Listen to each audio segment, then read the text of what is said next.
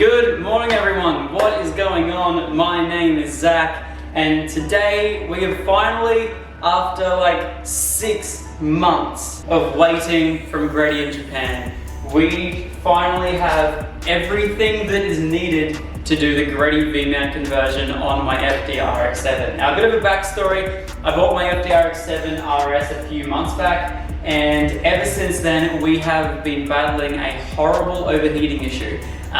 We could basically take the car out for about 10 minutes, and by then our IoTs would just absolutely skyrocket. And as soon as we got like a little bit of heat soak, because we were running a front main intercooler, as soon as we got a little bit of heat soak, the whole system just completely crashed on itself. I tried everything apart from, change around that setup, but unfortunately we never worked out that issue. I wasn't even close to being able to drive it on the road. I think the most I did drive it was probably 20 kilometers, and I let it rest all the way out there and then drove it all the way back, and that was also whilst it was slightly raining. So to combat this issue, so far we did a Angry Panda Factory vented bonnet, which you guys can see right there. We also made a whole lot of ducting, which didn't look so great, but definitely was functional. We've also upgraded to the larger water pump pulley to try and help slow down that water and not cavitate it as much, I think I got that word right. We also replaced the thermostat and radiator caps because I was maybe hoping that that might have been the issue. Unfortunately, nothing even came close to fixing it. We definitely helped it, and we just managed to make it drive for like 5 minutes longer, and I can drive it on cooler days. But if I want to be taking this thing out to the track on the weekend, or if I want to be driving it in the city or anything like that, I'm going to need to drastically change something. And that is where the Greddy V Mount comes in. You guys all know this car right here is my dream car, and I have been waiting a very long time to make sure that all the parts that go in this car are legit, and I really want to try and show you guys just sort of what my channel is all about, and I really just want to make clean cars and I really just want to drive them. So yes, once again, we bought this car about 6 months ago and we've been battling an overheating issue ever since. So I've never been able to take it out on mountain roads.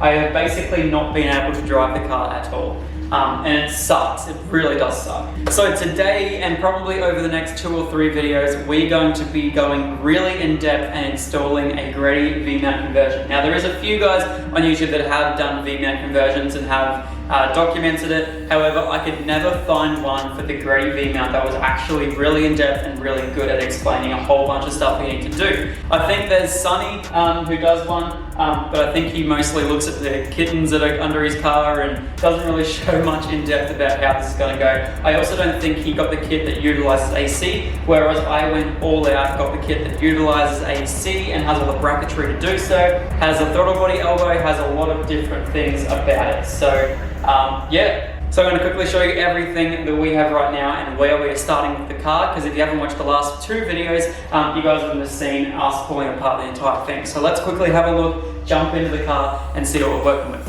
So for your $4,000 or $5,000 spending on this kit, this is everything you get. So you can see we've got a whole bunch of intercooler piping down here. You also have a new power steering hose.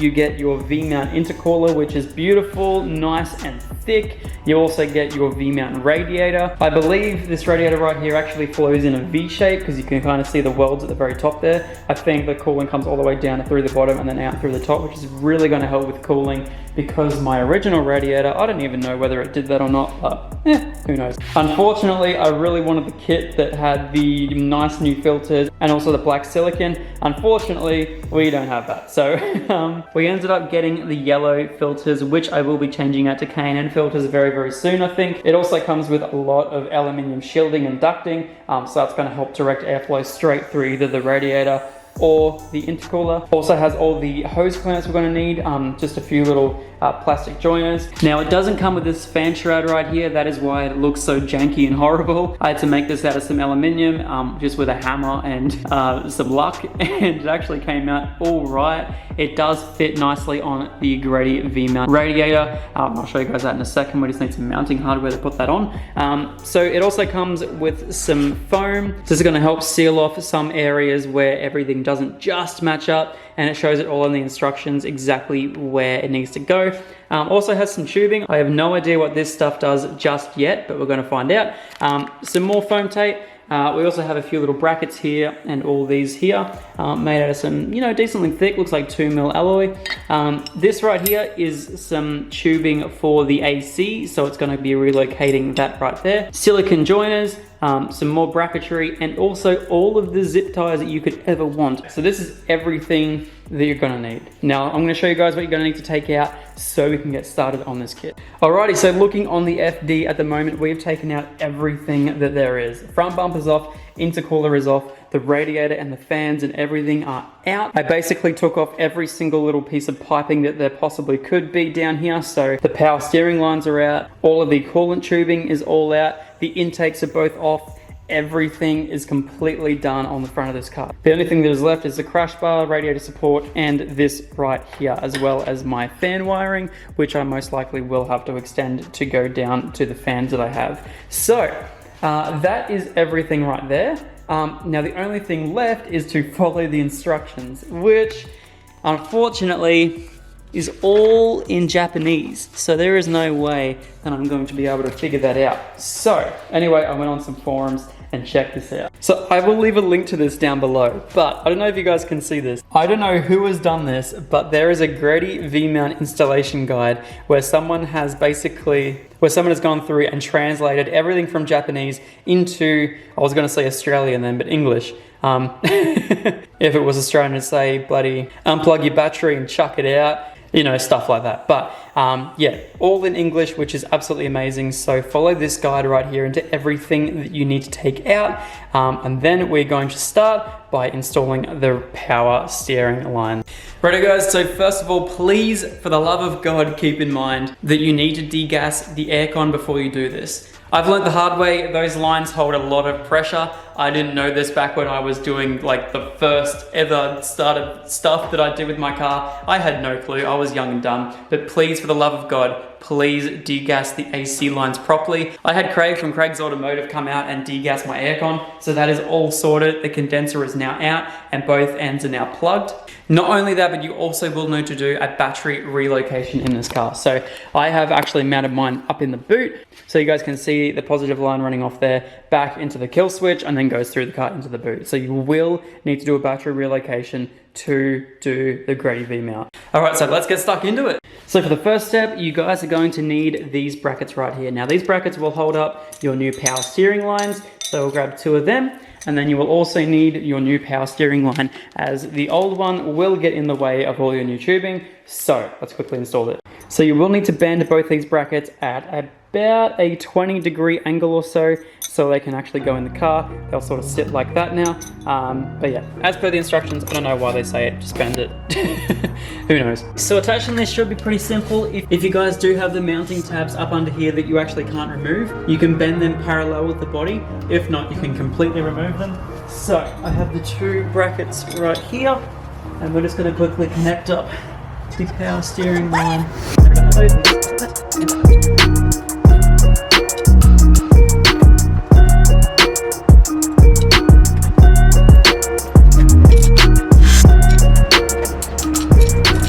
Alrighty, so if your lines are just as bad as mine, in which I could imagine that probably no one has replaced those lines as well, they do get very crusty, so just letting you all know that it's fairly hard.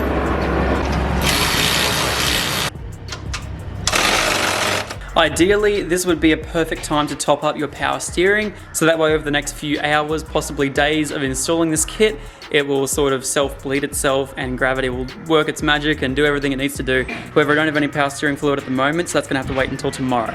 But ideally, you would want to put it in right now. Okay, so for this next part, you will need to take off the hood latch there. I also removed the horn because they must have done like a horn relocation sort of thing, but I'll find another place to put that. And you need to remove all the outer casing of the fuses right here. I probably should disconnect the battery. That probably would be easier. Let's quickly just do that. My alarm's gonna go crazy. All you have to do is take off the outer casing of the relays right here. It's fairly easy to do. There's just a few little tabs on the back of it. So take the cover off, and then you should be able to easily pass it through up here. And probably will take a little bit, but I'll set up the GoPro for a bit of a time lapse and I'll show you guys exactly what to do.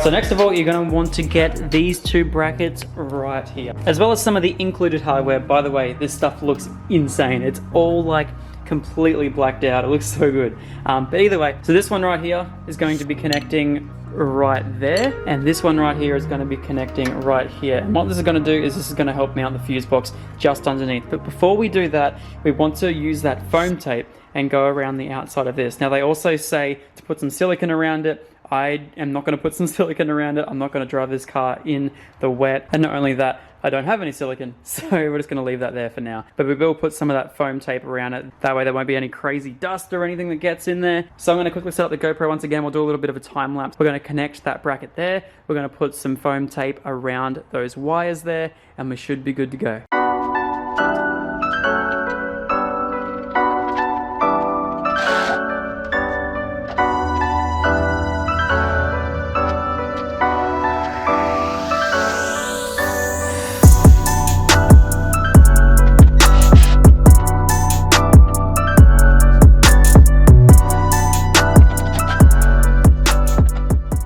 Alright, so everything is all very firmly in place, and I also put the horn back there because it wasn't hurting anyone sitting there, so that's alright. Just make sure if your horn is bent by any chance that the nut won't rub against the lines right there.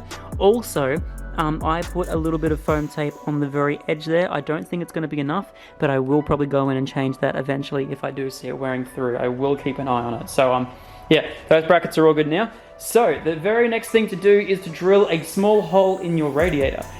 Not through the center of it, of course, but straight through the side. So it's a 3mm hole, and it's 51 millimeters down. If you guys live in the state and have an imperial drill set, like I do here, because I couldn't find a metric one, I did a little bit of digging, and the closest thing you can get is a 1/8, which is still gonna be just larger. I think it's like 3.3 mil or something crazy. So yeah, there you go. So now I'm gonna quickly go back and connect my fan shroud to my radiator. Now, I'm not going to be utilizing the stock fans just yet. I have a set of stock fans, I believe, around here. Yeah.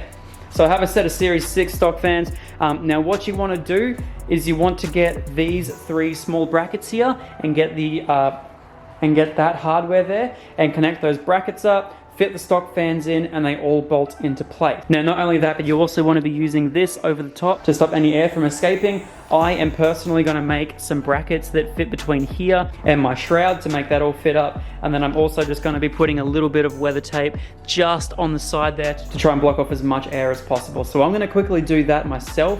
However, if you do have the stock fans, it is pretty simple. Use those 3 brackets, use the included hardware, fit them up, and it's going to be a lot easier than mine, trust me. And then we can start fitting all the bracketry for the radiator. Okay, so another thing to quickly note as well is you want to be blocking off every bung for the sensor in this radiator. So down here, where did it go? Yes, it comes with this little tiny bag, and it's stuck to the underside of the box. I almost missed them, but make sure you don't. But yeah, all these sensor ports around this, you want to block off with these unless you are running sensors in them. Make sure to use some form of thread seal. I'm going to use the Permatex stuff because you do not want this to be leaking whatsoever. So yes, once again, go around and block off all the sensor ports you're not going to be using. Install your sensors now because it's going to be a lot easier outside the car than in. Okay, so around an hour has passed now and we are about to install the radiator, or get it sorted anyway. So as you guys can see, I've made up a few little brackets. I've made everything fit with the shroud. You can also see we put some weather stripping down there, and we have also installed the 1/8 MPT grub screws and put some thread seal around them, so they are going to seal up nice and tight. So now that the radiator is all done, we are going to be doing the brackets that go into the chassis for the radiator. So looking at these right now, you're going to need these 4 brackets right here, which come in their own separate little container, and we're going to be making them just like this. So let me quickly do that. Okay, so now that these 2 are both assembled for the left and right hand side, we're not going to be tightening them up at the moment. Just temporarily make them. We're going to screw all of these in, mount these up, and then we can start putting some rubber feet on. So let's quickly do that.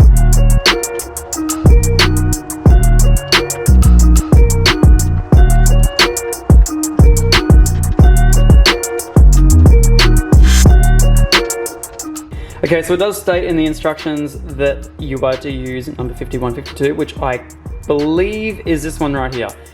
They have two included in the kit. One is definitely a lot smaller, and I would say that that there is for the intercooler or the top of the radiator. I'm not entirely sure just yet. That's what I'm assuming. So we're going to install the larger rubber bushings or whatever they are in these holes right here. So let's quickly go do that, and then we can install the radiator. So once again, guys, with these going in, do just leave them loose, because you will probably have to move them around a fair bit to get them in. You know, they go up side or the bottom side, just like that right there. Okay, so now that everything's all on, take these right here. These will go on the top of the radiator, and we'll go quickly pick that up and install it. So the radiator will go in from the bottom, and there's two little tabs that will go up on top. You can adjust them with spacers. I'm probably just going to pull all the hardware out of this just in case. There's also, looks like a little bit of a bracket here. I might just quickly take out too, or break, either way. Who knows with these things? Yeah, it broke. Yep, cool. Rightio, so let's quickly move all this hardware out the way. Alrighty guys, radiator time. So in regards to the radiator, your two hoses will be pointing up, and it also has some brackets as well. So we are going to flip. And obviously your fans are on the bottom as well. So, alrighty-o. Do a bit of swarm fan. Now don't drop it. Be careful not to hit anything as you're going up. Like I did. Oh, okay, I'm stupid. So, I've already made a mistake. These two big brackets need to go on the very front two holes. I put them on the very rearmost two holes, which wouldn't have worked. So we'll quickly change them to the front, and then we'll be able to mount it.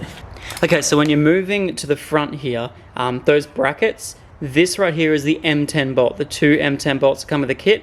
These ones here are still M6, so they're different on either side. So I got that a little bit confused because I was looking for around for a couple of like four M10 bolts, and I couldn't find them. So two more to go. And then we should be right to refit the radiator.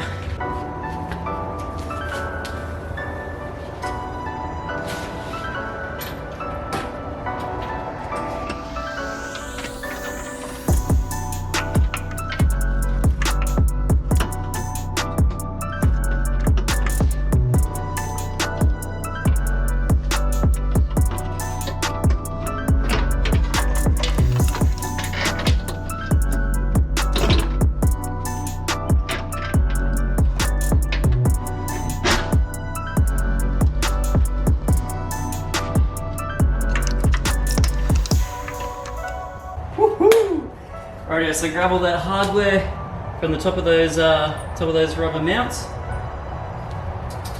spring washer, and nuts, and there you have it. So there's two little spaces that are going to go on top, and that'll bring the radiator up to about there or so. So yeah, I'll quickly show you that right now. But if there's any lines or anything that's currently hitting it, they said just to bend them out of the way. It's as simple as that. Oh man, I'm getting excited now. So they told to use the 35mm long bolts. So what they do is they actually have like a spacer that sets it up around about 10mm or so. That way it just gets it out the way of all of the lines, brackets, and everything else as well. Plus it also puts that little bit on a nicer angle. So we'll quickly just put them in now. So because I didn't have all of the stock lines and everything else as well, maybe to stand still. These are the only radiator lines or hoses that I had in the car going to the upgraded radiator. So I will have to make do with what I have here. I'm not quite sure whether this is going to work, but I will make something work. So also on this stock radiator over here, I don't have any of the lines or anything, so they come out at roughly the same points, so I might be able to make something work, but we will see how we go. I also have this 90-degree bend here, which I can make work, so we will work something out. Let me just quickly find a solution and we'll do it. Okay, so I've managed to MacGyver this. Actually, it wasn't too bad at all. It looks as though that these two would have just been connected with the original radiator hose, and this piece here and this piece here come with the kit. I will probably end up cutting around about 1 centimeter or so off this one here, because as you guys can see, it currently hits the pulley. So ultimately, I would have installed that before I actually put it in the car, because that was an absolute nightmare. Even if I managed to just zip tie it out the way, or even just change some of those hoses to, but I obviously don't want to have just like that much room in there. I want to have, you know, at least half a centimeter or so to allow for swelling or anything. So I will keep playing around with that. I'm going to put some hose clamps on everything, maybe change the direction of this because that looks terrible. So yeah, I'll work something out. Everything's all routed, everything's all good. Just got to take off a little bit of this, and that one there will be fine. So I'm stoked. Okay, so for pretty much the rest of the night, I'm going to be unbending fins from the condenser. The condenser was looking pretty bad. I could imagine all of those years from living in Japan and stuff like that. Just looks horrible. You guys can see all the bent fins. This is like a raw finish. It's disgusting. I'm gonna unbend all the fins, then I'm gonna pressure wash through it, and then I'm gonna paint it black. It sucks because it sits right over the top of the radiator. It's so sad because like it's just gonna hide everything that's there, but we're just gonna make it look as good as we possibly can before it goes back in. So I'm not quite sure which side is the front. I'm just gonna unbend them all. It's only gonna give me better airflow to the radiator anyway, so give me a few hours. Alright guys, so as much as it sucks, that condenser was a little bit too far gone to be saved, unfortunately. It had some pretty big dents in it. I cannot get a condenser readily available anytime soon. But anyway, there was that horrible cast finish. I did try and clean up as many as I possibly could, and then we gave it a nice fresh coat of black paint, and it looks so much nicer. You guys can still see we're actually literally couldn't even bend the fins up. They were that far sort of pressed in. The back side of it is actually looking really good though. So if we flip it over, that side there is not looking too bad. So with a nice fresh coat of black paint, we should be fine. And let's just pray to God that it's the other side that we used, but I highly doubt it. So yeah, no, it looks really good though. To make this work is actually not that hard to do at all. Pretty much it just means bending one of the lines out the way, and apart from that, we're all good. So yeah. Alrighty guys, so I think that is going to conclude video 1. I could imagine that is probably about a 15-20 minute video so far. So we still have all of these parts right here ready to go on tomorrow's video. I'm fairly sure we should be able to finish it off tomorrow, because a lot of these parts, it's mainly just ducting, and then we have the intercooler to go on, plus we have the AC condenser to go on, and I already spent half of today doing that fan shroud, so that probably took up most of today.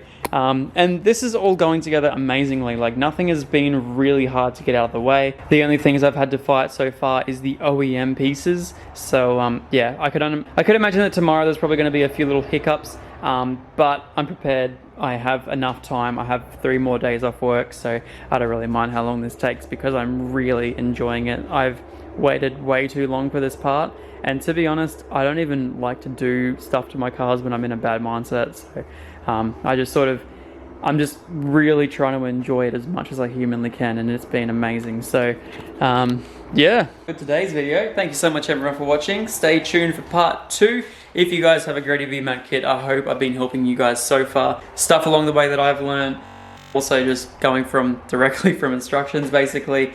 I hope you guys have been really enjoying it. I'll see you on the next one. Peace.